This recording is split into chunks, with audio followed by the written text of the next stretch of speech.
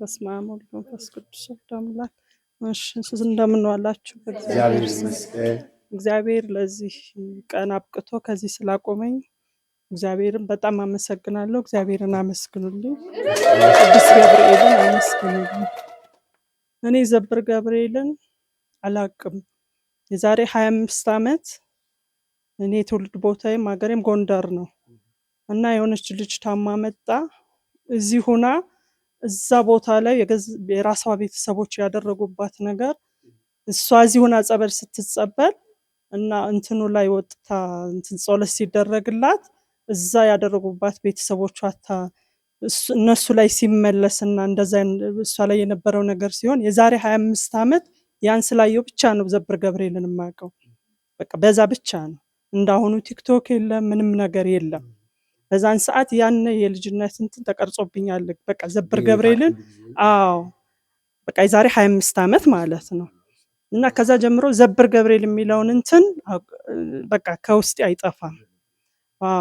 እና በእኔ ላይ ብዙ ነገሮች ተፈጥረዋል። ያን እግዚአብሔር እኔ ለዚህ ቀን በሌላ ጊዜ በራሴ ጉዳይ ቁሜም እንደምመሰክር ያው ቅዱስ ገብርኤል መብርሃን እግዚአብሔር እርግጠኛ ነኝ። ምክንያቱም የተጀመረ ያየሁት ነገር ስላለኝ። ስለዚህ እኔ በዛ ምክንያት ልጄ 11 ዓመት ልጅ አለችኝ። ሳመጣት 10 ዓመቷ ነው። ወደዚህ ይዣት ስመጣ ለቅቄ ከክፍለ ሀገር እዚህ መጥቼ ኦልሞስት ወደ 2 ዓመት ሆኖኛል። እና ይህ ልጄ ስትወለድ በጣም ወፍራም ልጅ ናት። በጣም ግን ሰውነቷ ስጋ ብቻው በቃ አጥንት የሌለው አይነት የለም፣ ወፍራም ነው። ለማንሳት በጣም ነበር በቃ በጣም ሶፍት የሆነች ልጅ ነበረች ከውፍረቷ የተነሳና በቃ ገብርኤልም እንትን እላታለሁ። በቃ ጸበል የሚባልም ነገር በየእንትኑ ነው እንትን እምላት። ያ ሁሉ የሆነ በጣም በሚገርማችሁ ሁኔታ አሁን እኔ እናት ስለሆንኩ ቤተሰቦቼም ያውቃሉ። አፍንጫዋ 11 ዓመት ሙሉ በቀኝ አፍንጫዋ ፈሳሽ የሚባል ነገር አይወጣም ነበር። አሁን ንፍጥ የማይወጣበት ሰው የለም አይደል? ማንኛችን 11 ዓመት ሙሉ ምንም አይነት ፈሳሽ የለም።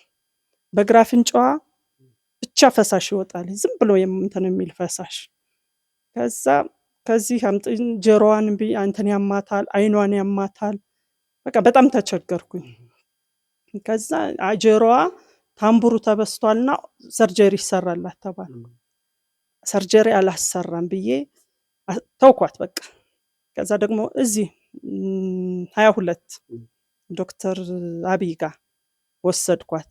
እሱም ጋር እንደዛ ያሉኝ ሌላ 2 ስፔሻሊስቶች ናቸው፣ 2 ሆስፒታል ላይ አላሰራም አልኩ። እሱ ጋር ሄጄ ደግሞ እሱ ጋር ቼክ ሳስደርጋት የጆሮዋ ታምቡር ኖርማል ነው፣ ጆሮዋ ግን እንትን ብሏል። ያው የመስማት እንትኑ ቀንሷል ነው። አይኗም እንትን አይልም። አፍንጫዋ እዚህ ጋር ሙሉ ድፍን ነው፣ ቶንሲል ተደፍኗል እና ያለባት ችግር ይሄ ነው አለኝ። ጤና ይስጥልን።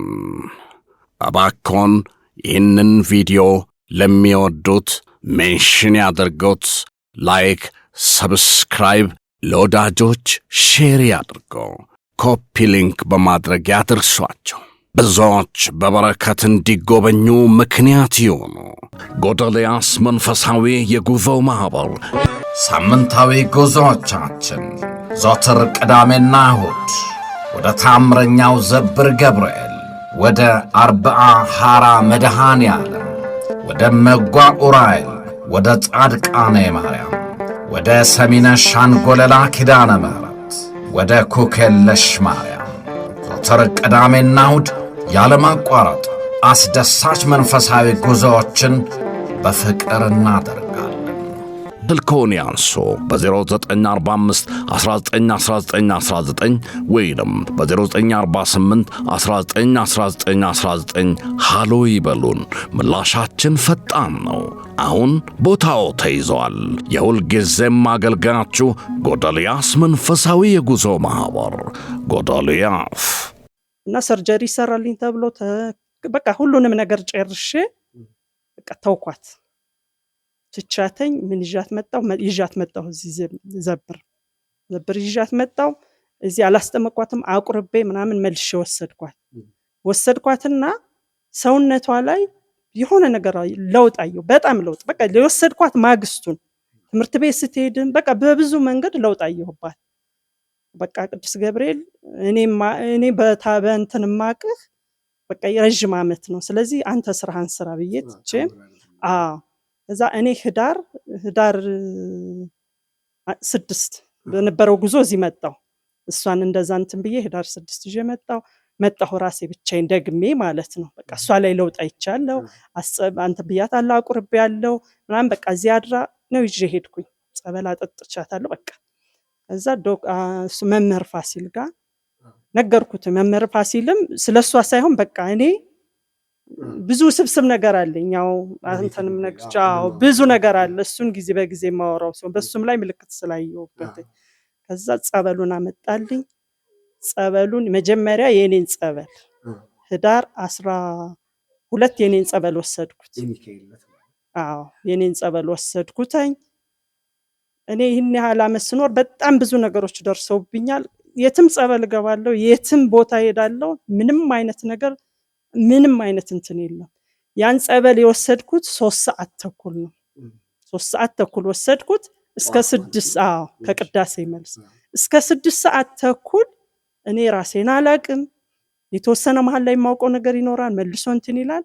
የምናገራቸው ነገሮች የነበረው እንግዲህ እኔ ባለቤቴ ነው ነገረኝ።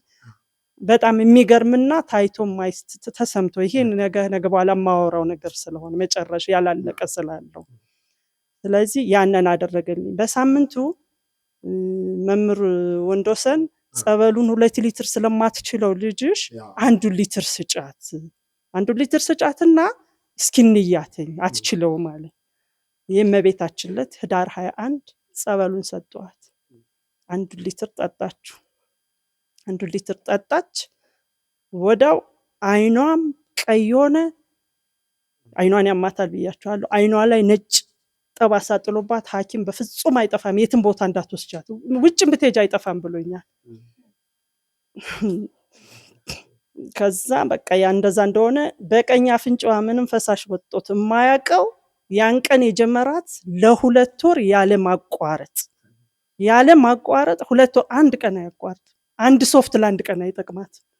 ትምህርት ቤት ስትጽፍ አንድ ሶፍት እንደዚህ ይዛል። 2 ወር ሙሉ በቀኝ አፍንጫዋ ፈሳሽ ፈሰሰ።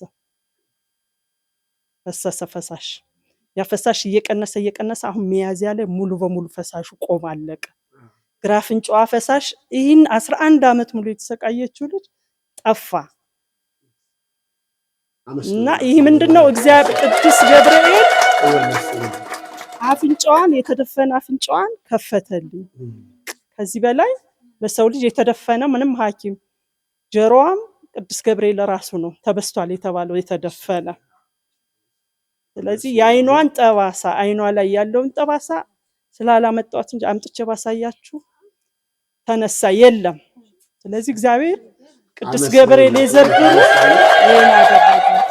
እዛ የሚመጣውን ጸበል የእውነት ተጠቀሙበት። የእውነት ማለት ነው። የእውነት በጣም ከልባችሁ አምናችሁ ተጠቀማችሁበት ትልቅ ፈውስ አለ። እግዚአብሔርን አመስግኑ። ቅዱስ ገብርኤል